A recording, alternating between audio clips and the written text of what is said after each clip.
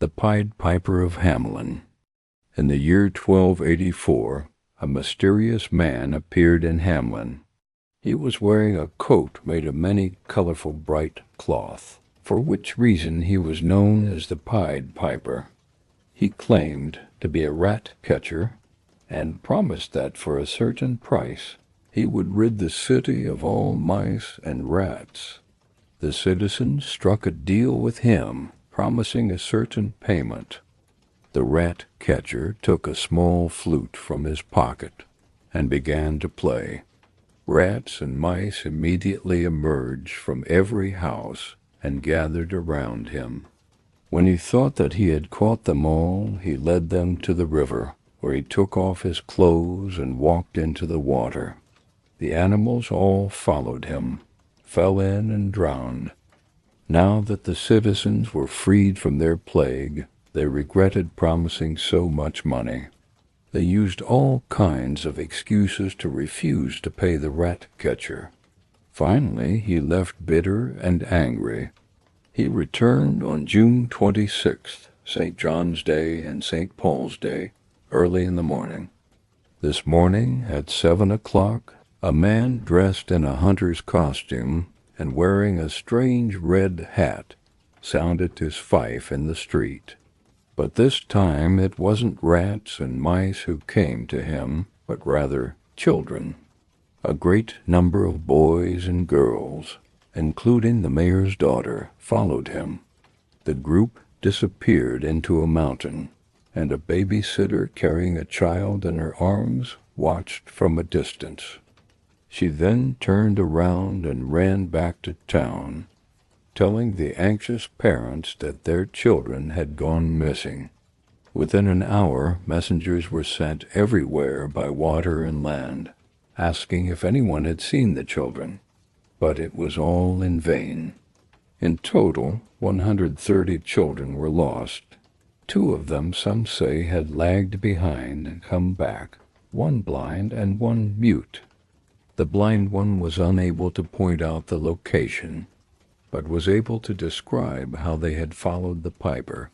The mute one was able to locate the place, although he had not heard anything. One little boy in shirt sleeves had gone along with the others, but had returned to fetch his jacket, and thus escaped tragedy. For when he returned, the others had already disappeared into a cave within the hill. This cave is still there today, until the middle of the 18th century, and probably still today. The street through which the children were led out to the town gate was called the Drumless, Soundless, Quiet Street, because no dancing or music was allowed there.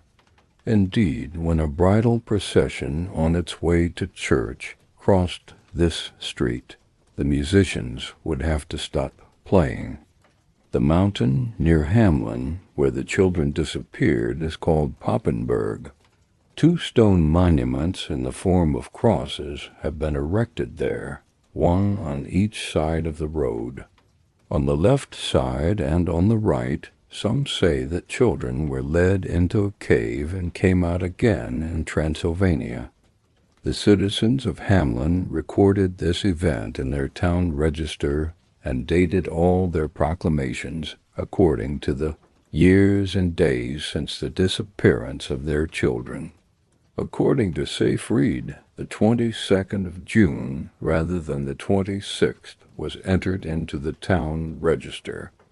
The following lines were inscribed on the town hall.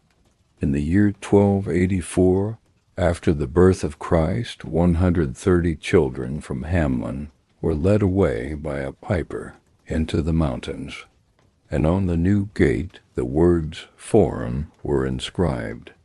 This gate was built 272 years after the magician led 130 children out of the city.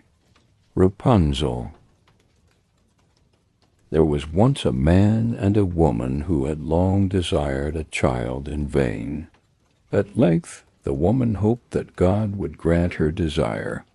These people had a small window at the back of their house, from which a beautiful garden could be seen, full of the most beautiful flowers and herbs. However, it was surrounded by a high wall, and no one dared to enter it, because it belonged to an enchantress who had great power and was feared by all. One day the woman stood by the window, looking down into the garden, when she saw a bed planted with the most beautiful Rapunzel plant. It looked so fresh and green, but she longed for it and desired to eat some. Her desire increased every day, and as she knew that she could not obtain any, she pined away, looking pale and miserable. Her husband was alarmed, asking what was wrong with her. She replied, "Ah, I long for something, but I cannot have it. If I can't eat some of the Rapunzel that's in the garden behind our house, I will die." The man who loved her thought, rather than let his wife die, he should bring her some Rapunzel himself, let it cost him what it will. In the twilight of the evening, he clambered over the wall into the enchantress's garden, and quickly grabbed a handful of Rapunzel. He took it to his wife, who had once made a salad out of it, and ate it with great relish. She liked it so much that the next day she longed for it even more. If he wanted any rest, her husband must once more descend into the garden. Therefore, in the gloom of evening, he let himself down again. But when he had climbed down the wall, he was terrified, for he saw the enchantress standing before him. "How dare you dare," she said with an angry look, "to descend into my garden and steal my Rapunzel like a thief? You shall suffer for it." "Ah," he answered, "mercy took the place of justice. I only did it out of necessity. My wife saw Rapunzel through the window, and was so longing for her that she would have died if she hadn't eaten something. Then the enchantress softened her anger, and said, 'If the case is what you say, I will let you take as much Rapunzel as you want. But there is one condition. You must give me the child your wife will have when she gives birth. It will be well taken care of, and I will look after it like a mother.' The man, in his terror, agreed to everything, and when the woman went into labor, the enchantress immediately appeared, and gave the child the name Rapunzel. Rapunzel grew up to be the most beautiful girl under the sun. When she was 12, the enchantress took her to a tower in the forest that had no stairs or door, but at the very top was a window. When the enchantress wanted to enter the tower, she placed herself beneath the window and called out, "Rapunzel, Rapunzel, let down your hair for me." Rapunzel had beautiful long hair, as fine as spun gold. When she heard the enchantress's voice, she unfastened her braids and wound them around one of the hooks on the window. Then the hair fell down, and the enchantress climbed up. After a year or two, it came to pass that the king's son was riding through the forest and went by the tower. He heard a song that was so charming that he stopped and listened. This was Rapunzel singing alone in her tower. The king's son wanted to climb up and see her, but he could not find the door.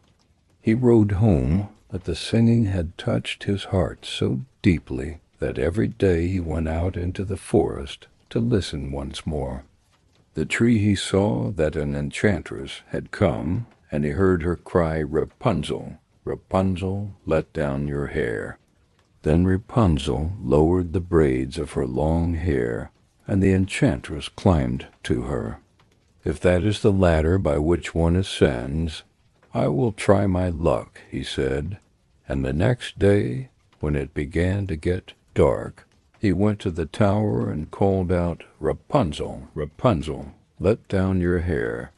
Immediately the hair fell down, and the prince climbed up.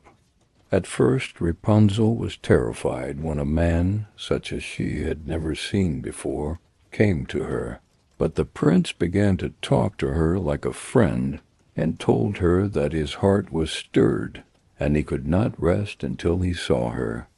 Then Rapunzel lost her fear, and when he asked her if she would marry him, she saw that he was young and handsome, and she thought he would love her more than the old lady who had raised her.